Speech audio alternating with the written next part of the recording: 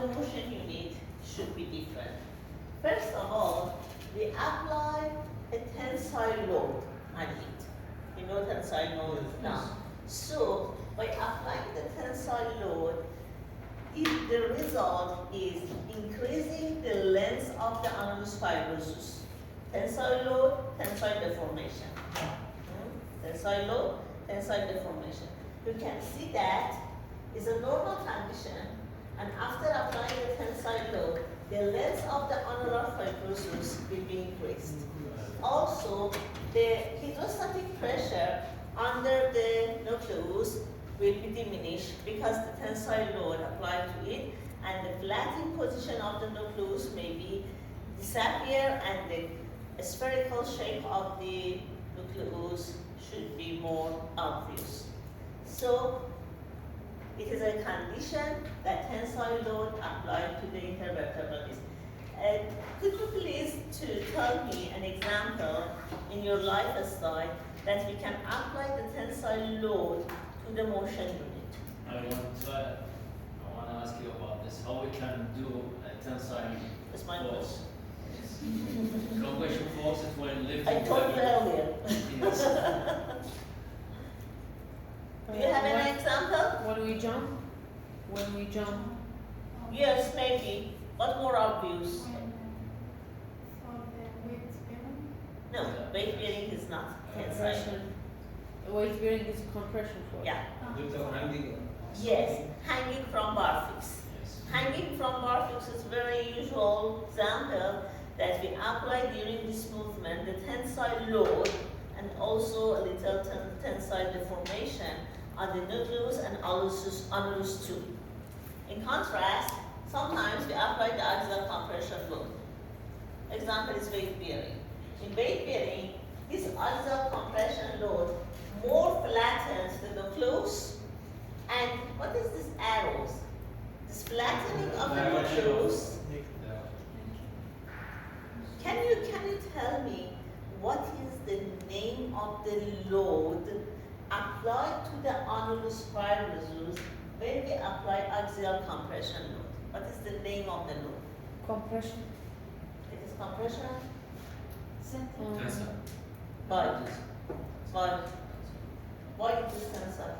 Because when we have axial load, we will have, we take it, the effects, an effect, recession is an effect. Poison's effect. Poison effect, yeah. Poison's effect. Can you explain it again for others?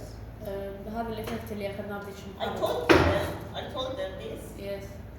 I have too هذا many الإفكت classes. اللي I أخذناه don't remember إن that. لما نطبق axial شو اسمه force راح يصير عندنا من هنا استطالة، أو لما نطبق استطالة فراح يصير عندنا بالعكس، من يصير استطالة راح يصير عندنا compression.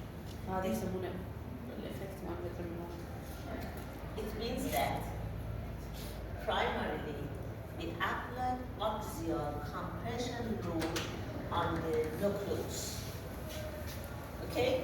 And nucleus should be more flattened. At the same time, the tensile load in perpendicular direction applied to the annulus fibrosus. Is it right that if we apply the tensile load to the annulus fibrosus, our prediction is elongation of the annulus fibrosus? No. Why? We apply tensile of the annulus fibrosus. Compression on the nucleus, tensile on the annulus.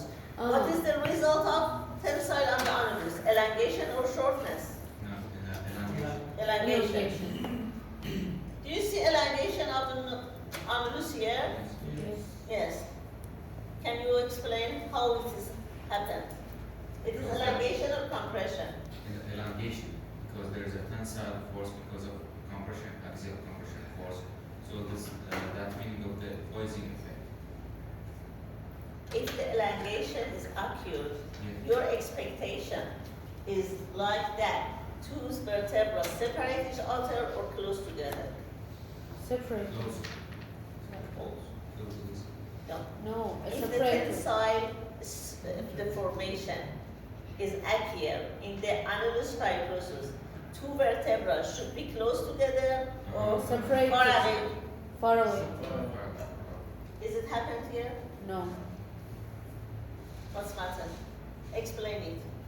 That there is a two. I think there is two type of elongation: vertical elongation and horizontal elongation. No, we are not talking about it. It is So vertical I think elongation. there's a horizontal elongation because of compression, axial compression. What is the meaning of horizontal elongation? Means the annulus fibrosus orbit is go to horizontal. You mean Like that a- it is like elongation? elongation. You mean that nucleus is elongated in the horizontal? Yes. No, please don't mistake these concepts together. It's just compression. But based on the Poisson's effect, in perpendicular angle to the primary load, you have tensile. Tensile. It is tensile. For this manner, you can see that the nucleus come to this position. It is tensile. Transverse or vertical is not really here. But I am talking about the annulus fibrosus. What is your idea? Annulus fibrosus is more elongated or shortened after this In weight? which direction? What do you mean? In which direction? It's not a good question. I am talking about exactly elongation or shortening of the annulus fibrosus. Is annulus fibrosus after applying the compression load on the nucleus, it is elongated or shortened? Elongate. During force, compression force. Compression to the nucleus. Short. Sure. But she said that we had at the same time tensile load on the annulus. You said? Poisson's effect, based on the Poisson's effect, you told us that after application of compression on the nucleus, we have tensile load on the annulus. Yes.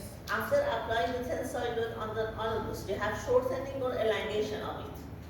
Short. After tensile load, we have shortening. Tensile. Okay. Okay. No. We have elongation. Okay. Compression force is shortening. In this figure, can you see elongation of the annulus?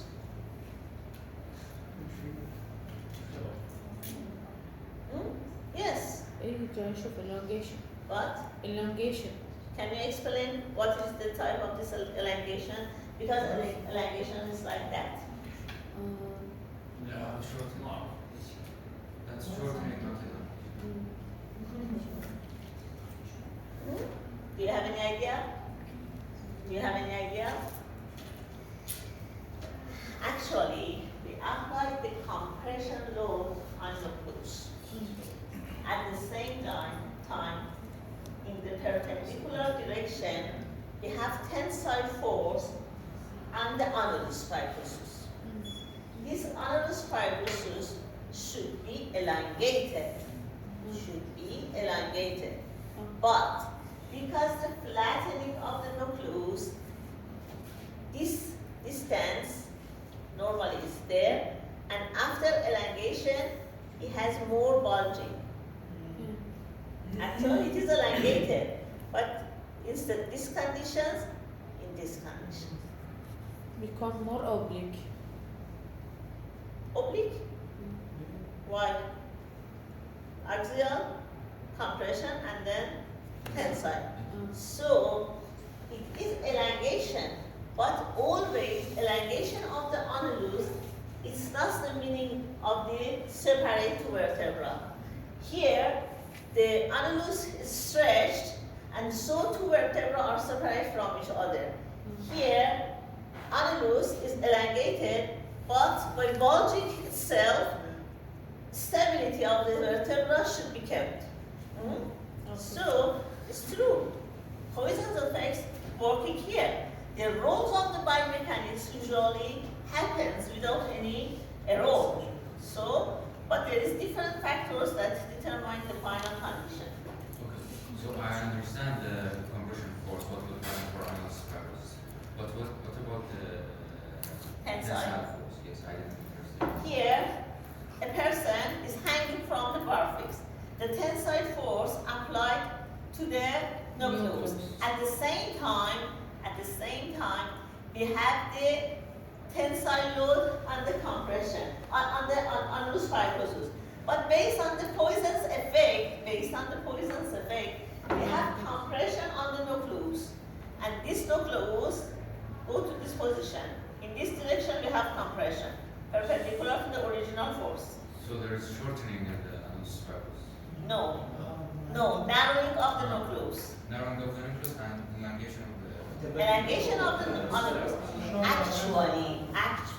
Actually, it is true. When the annulus fibrous was elongated, each fiber of annulus fibrosus should be thinner. It is the compression. Like to the rubber band. If you stretch a rubber band, the diameter of the rubber band should be decreased. So you have Poisson's effect in both parts, in the nucleus as well as in the annulus. This is a primary position of the nucleus. After tensile force, it is elongated and compressed or narrowed. Regarding to the annulus fibrosus, they are in this position. After applying the tensile load, they are elongated and thinner. Poisson's effect is that. Okay? That is. Now, look at to this figure. During flexion, one of the range of motion of the spine is flexion. During flexion, it is a motion unit. Pay attention that all movements should be studied for motion unit, and it can be contributed to other motion units in whole parts of the spine. During the flexion, upper vertebra go to the anterior and inferior. So the compression load applied to the anterior part of the annulus and anterior part of the nucleus. The nucleus try to shift toward posterior. At the same time, elongation of the annulus fibrosus on the posterior part will be happened. And the facet joints are separate from each other at the end of the flexion. We told that the facet joints come to the opening position. Normally it's here, at the end of flexion is here. It is opening position of the facet joints. In contrast, during extension, upper vertebra comes toward backward and inferior. Like to the red arrow. The superior vertebra comes to the posterior and inferior, and compression force applied to the posterior part of the annulus as well as posterior part of the nucleus. The nucleus shifts toward forward and apply tensile load to the anterior part of the annulus. And how about the position of the facet joint? The facet joints are in this position, and at the end of this, they are closed, get stuck together. Oh?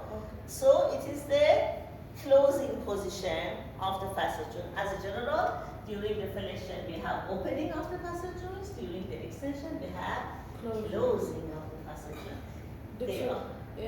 We mentioned that the motion unit is between two vertebrae. And all of the soft tissues between them. Okay. One of the vertebra is fixed and the other is moved, or both of them? No, always this is a rule. And can you decrease the weather, the temperature? It's very hot.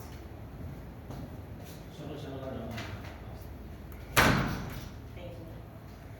Always, it is a rule, always, that upper vertebra move on the inferior vertebra or lower vertebra.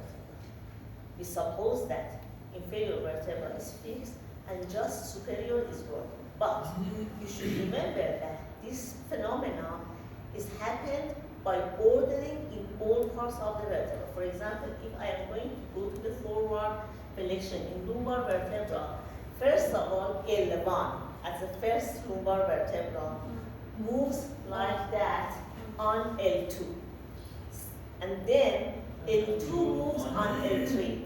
Then L3 moves on L4. Finally, L4 moves on L5. But at the same time, superior vertebra moves on inferior vertebra. They not move at the same time, one by one. One by one. It is the ordering. It names lombo-pelvic ridge. It's a different role. It's an important role. There's too many rules in the biomechanics. And it is a main factor in the clinical assessment of our patient. It means that when you ask the patients, go to the forward flexion, first of all, your prediction is movement of L1. If first of all, L3 moves, it is a pathology. How we can distinguish that L1 is moved firstly or L3? It needs knowledge, practice, experience. It's a very big question. There is a method. There is a method. I teach this course in manual therapy for 3 hours, 30 hours. It's all of the manual therapy of the spine. They are big questions. And these abilities distinguish us as a physiotherapist to treatment the musculoskeletal disorders. These abilities. It is totally different from the abilities of the physician. One of my PhD students from Iraq that come to Tehran to study physiotherapy, and then he come back to his country, he is in Babel. After come back into his city, after 1 year, he distinguished as the best physiotherapist because his new knowledge, new ability, new performance, okay, and new professional. But it needs deep understanding of rations, assessment tools, manual therapy, biomechanics. All of these are different parts of a puzzle. All of them should be close together. Finally, we have a good picture. The basic part of this puzzle is anatomy, then biomechanics, then familiar with the dysfunctions, then assessments, proper assessment, special assessment for the physiotherapist. You learn it, then step by step, for example, in the physiotherapy in orthopedic, physiotherapy in rheumatology, physiotherapy in neurology. And the clinical practice is the field for practice this knowledge for you. Okay? When we complete our bachelor degree, we complete half of the puzzle. When we complete our bachelor degree, we complete half of the puzzle. Half of this puzzle, yes. And also, after passing or finishing your bachelor, there is another opportunity for you that some of our graduated students choose this way, and that is participate in the practical workshops. There is 2 different ways for increasing your professionality. The degree-based course, such as MSc and PhD, and certificate-based course. For example, we arrange a 2 days workshops in sacroiliac disorders from 8 to evening, 2 days. Zip courses to introduce the graduated students familiar with the A to Z regarding to the sacroiliac disorders, from assessment to treatment. Another workshops regarding to the cervical, shoulder, knee, ankle. It is a way. Another way is academics, degree-based course, each MSc or PhD. Okay. Okay.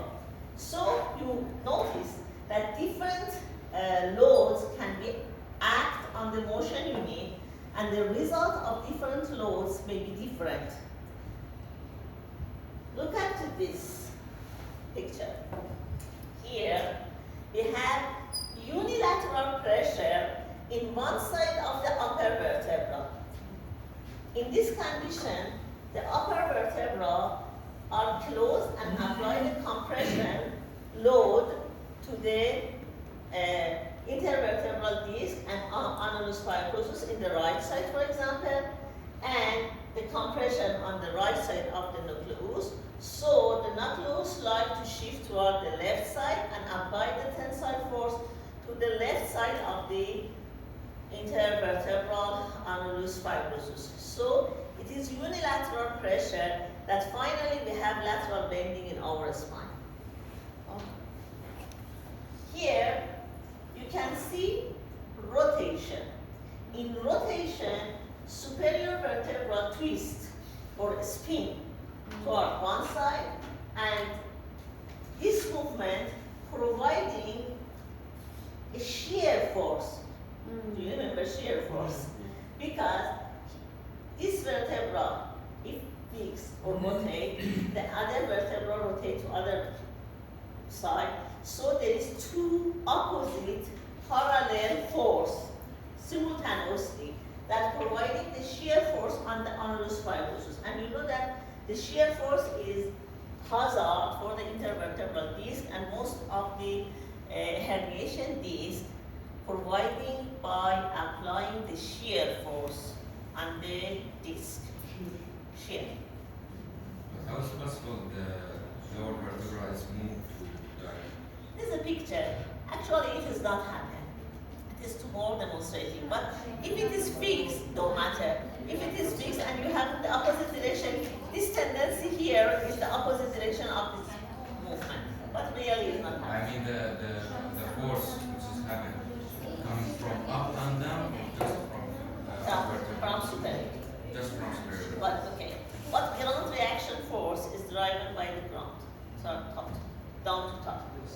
Okay, look at to the figure number 66. Till now, I talk about the forces that apply perpendicular to the vertebra. Here, suppose that we have a force. Look at to this blue arrow. The blue arrow is a force that applies to the inferior plateau. It is perpendicular or not? Blue arrow. Blue? No. No, it is not perpendicular. If the applied load not follow the perpendicular of the surface that it is applied on it, and it is applied to the surface with an angle, the biomechanics law show us that this load should be divided into two perpendicular loads. Look at this. This load, the white, my standing position is not good. I think that the blue is not perpendicular. The white load is in the direction of the axial compression load, that it has an angle with this surface. Okay? Can you see? This white arrow. This white arrow, for determining the kinetics and study the kinetics, should be divided to two perpendicular arrows. It is a physics, it's a mechanics. Maybe you read it in the high school. These two parts that are perpendicular can be studied. How? This part is compression load because it is perpendicular to the surface. Okay? What is the result of this part? Is compression and closes these two vertebrae together. And how about this part? It is a shear and providing the shear tendency to the distances of the vertebra. So, in the condition that we applied a non-perpendicular load to the vertebra, rationally, this load should be divided into the two different loads that are perpendicular to each other. One part of this load is compression load that increases the stability of the structure. Another part is shear that tries to unstable the structure. Okay?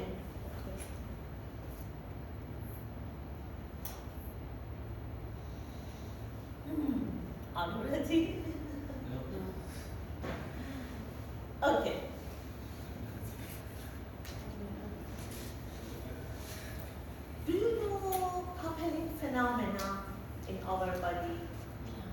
regarding to the kinematics, because this phenomenon is occur in the upper extremity and lower extremity too. As a part of kinematics study, we have a phenomenon that's named as coupling. Do you know the meaning of coupling? Couple? Coupling. Joint. Joint. In Arabic.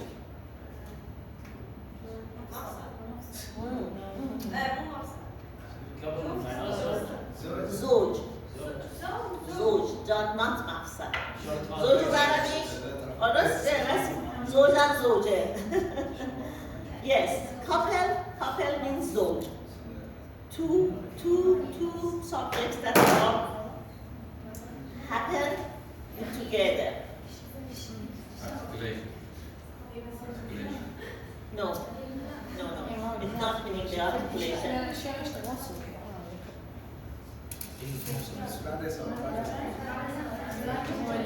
Yes. Couple. The coupling phenomenon means that two different movements that occur simultaneously be together in our body without voluntary contraction of us. Without voluntary contraction of us.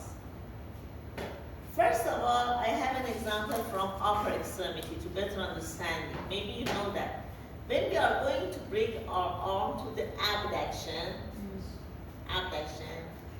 and when we reach to the more than 90 degree of abduction, the greater tuberosity of the humerus is close to the coracoacromion, and the chance of impingement of these two bony structure is increased.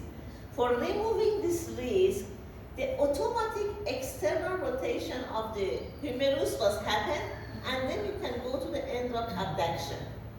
This automatic external rotation was happen without your voluntary contraction. So we say that external rotation of the humerus is coupled with the abduction of the gelenomura. Okay? Yes, it's the phenomenon coupling. Another example in the knee joints. Tell me. Similar example in the knee. You know? Maybe your flexion in the knee, plantar flexion in the ankle. No, in one joint. In one joint. In one joint, yeah. You are going to, the first part is right. You are going to go to the flexion of the knee. I think there is a 5 degree or 10 degree rotation in the knee joint. So when Listen to we you. do a flexion, the knee go to external rotation or internal rotation, yes. And extension is also external. Everybody knows that?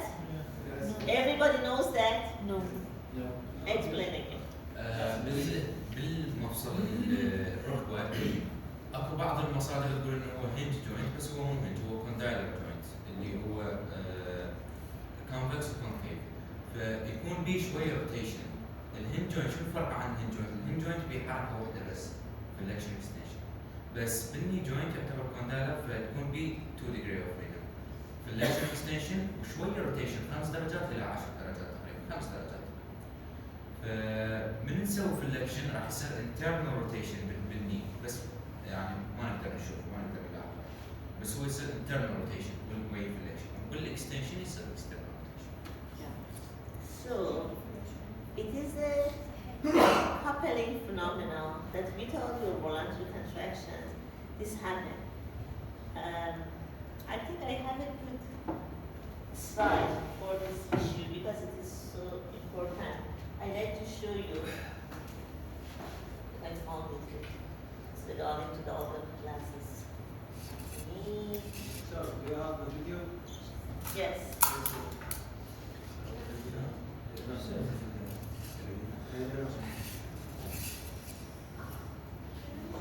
Last week or 2 weeks before this class, I webinar in collaboration with Bangkok University. And there I explained the principle of manual therapy for them. More than 70% from physiotherapists of Bangkok participated in my webinar. And this issue is one of the topics that used and present for them. Here I have the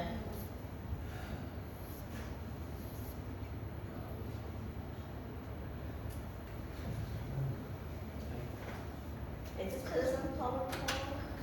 Yes, we have. Okay, go to the slideshow. It should go to the slideshow. You can see it.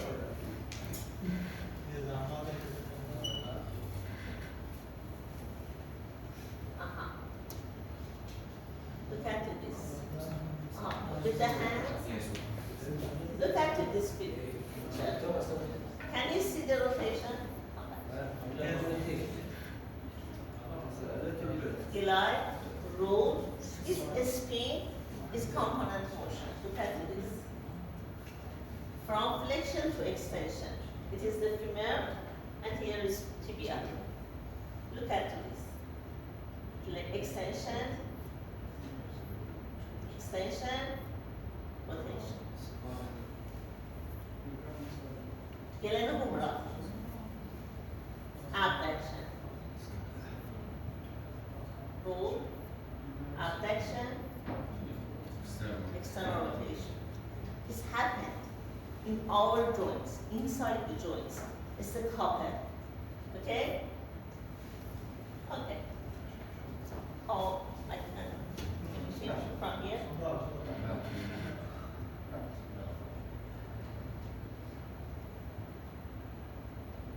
Press again. So,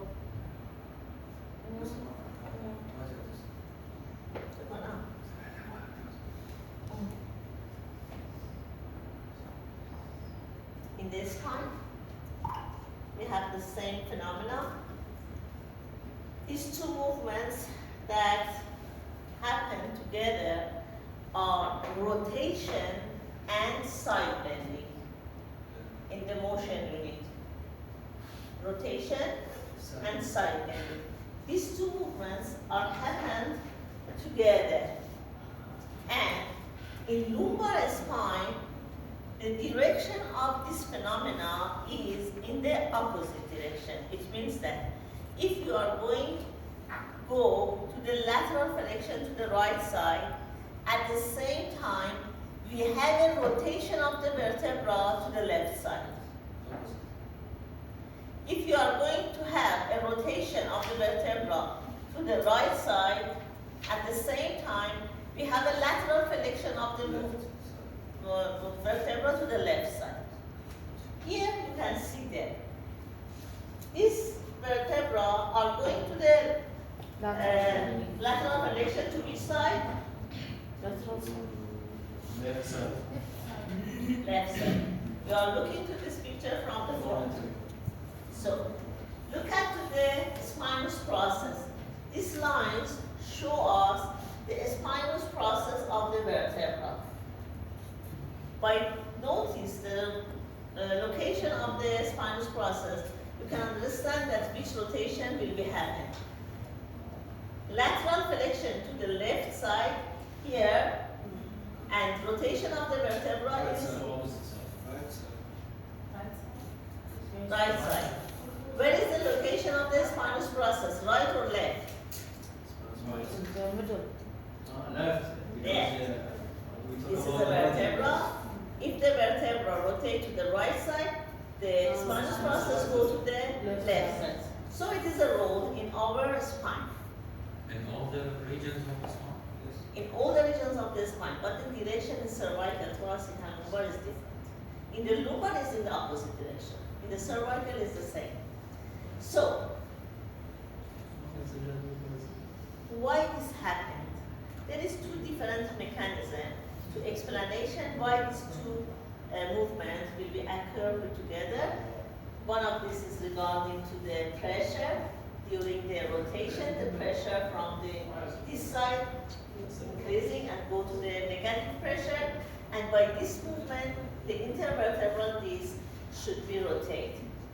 And also during to the lateral flexion to the right side, the tension in the intervertebral ligament is increased, and intervertebral ligament, for decreasing their patients, try to move toward the central rotation. So the rotation, automatic rotation occurs with the lateral flexion. In the clinics and in our practice, there is a disease that we can see the pathology combination of flexion and rotation in these patients. What is the name of this disease?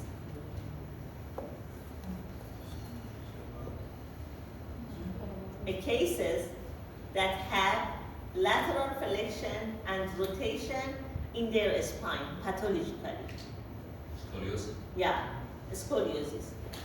Scoliosis is the, what is the definition of scoliosis? There's a curve in the spinous process because of. To the left or right? Yes. The bending of the spine, to the left side or right side nominate as scoliosis. But now, based on the coupling phenomena, you notice that in each case that's suffering from scoliosis, the rotation will be happened too. Okay? So scoliosis is not side bending alone. It is combined with the rotation. What is the clinical key points for physiotherapy of the scoliosis patients? It means that if you are going to treat a side bending of the scoliosis patients, you have two choices: realign side bending or realign rotation of the vertebrae. If you realign each of them, the other movement will be correct based on the coupling phenomena. So the old techniques that we use for treating the scoliosis patients are based on the correcting side bending or rotation, because we know that these two movements are happened together. If you try to realign the rotation of the vertebra, the side bending automatically is solved. There is two types of the scoliosis. Obviously, you should notice that there is two different types of scoliosis: structural and non-structural. In structural scoliosis, the bony damage will be happened, and this type needs just surgery. This type of scoliosis cannot treat by the physiotherapy. But in non-structural scoliosis, the soft tissue elements are involved: muscles, ligaments. Tautness and imbalance of the muscles and ligaments in the right side and left side will be happen. And so in this situation, the physiotherapy is the best treatment for these patients. Okay. Look at this figure that shows you the range of motion of the spine. In the first session, I told you that in the spine, we have the most degree of freedom and degree of rotation in our body. From this position to this position, we have 250 degrees of freedom. It is the most range of rotation, range of mobility in all of the joints in our body. But it consists of different parts of body: cervical, thoracic, and lumbar. You can see that the different parts of the cervical, thoracic, and lumbar have different degree of flexion and extension.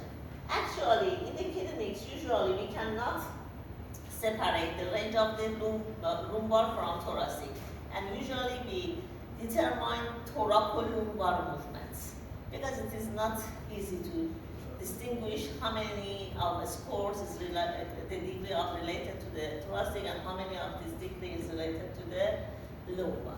But as a whole, for example, in the cervical, we have 40 degrees of flexion and 70 degrees of extension.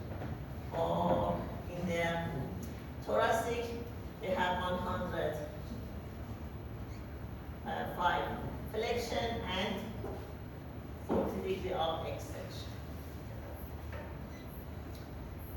for the lateral flexion, again, the total lateral flexion is 75 degrees, but it should be divided between different parts of the spine from cervical to lumbar.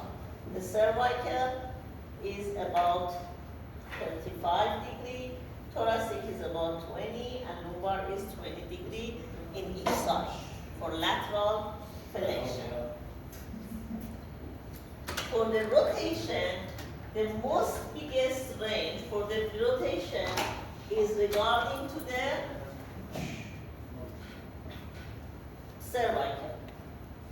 The degree of rotation in the cervical is about 50 degrees, that is very big. In the thoracic is 35. In the lumbar is just 5 degrees. Pay attention, I told you later. It has a biomechanical reason. Pay attention that pure rotation in the lumbar region is just 5 degrees to the right side, 5 degrees to the left side. And the most range of rotation is related to the cervical. In this position that you sit on the chairs, put your hands in this position and try to do rotation without side bending or flexion. Pure. Your seat belt should be kept here in this position, your feet on the ground, and try to rotate toward one side. Your eyes, without the chair, rotate your chair. In your eyes in this position should be determined as a zero position, and at the end of this, it is a total range from cervical, thoracic, and lumbar. Based on these figures, we found that during this rotation, the 50 degrees related to the cervical, 35 thoracic, and just 5 is related to the 5 lumbar vertebrae. Okay? Be careful to this concept. Actually, the goniometry in the clinics is not working for us, and there is some functional techniques for assess the range of motion. Instead, goniometer. You know that for the range of motion, we use goniometer. Goniometer for elbow extension, knee, and other. But in the spine, it is better to use functional tests. For example, we ask the patient to go to the flexion and measure the distance from the tip of the hands, tip of the fingers to the floor. This distance is determining the amount of flexion for these cases. So techniques for in the clinics is totally different by the other joints because the goniometry usually doesn't work. In the other way hand, What about the people who can't reach the ground? it's good. But usually, the people that reach the hands to the ground, they are flexion at the hip joint, not the spine. For example, come here with your bone, with your friend. Another one, both of you. Come here. So Go to the flexion. Okay, look at this. Look at this. Go to the flexion. This flexion is full, but it is not true because he is trying to do flexion at hip joint instead cervical, thoracic, and lumbar. For avoiding this, stand behind the put your hands on the posterior iliac spine, PSIS, a little, okay, and grip it firmly. And when you ask the patient to go to the flexion, when you sense that the ilium are forward bending, command to the patients that stop. Go slowly. Stop. I see that. Yes, but he passed. No, you should have a command. Have a command to the patient. Put your hands. Little by little. Yes, slowly. Put your hands on the PSIS. PSI is an indicator of the movements of the ileum. So I just like to check the range of the spine. So if I sense that PSI is going to move, I have it common to the patients that stop and then assess the range. Go. Stop. So then we can measure with the tape the distance between tip of the fingers to the glove in different directions, side bending and extension as the same. For extension, we didn't need you. You can just ask the patients, no, put the hands behind the cranium and go to the extension. Is it? Okay? So, thank you. It is the method for measuring English. Wow. Next session. How many sessions we have this school? We have another time that I could come in the middle of the next month.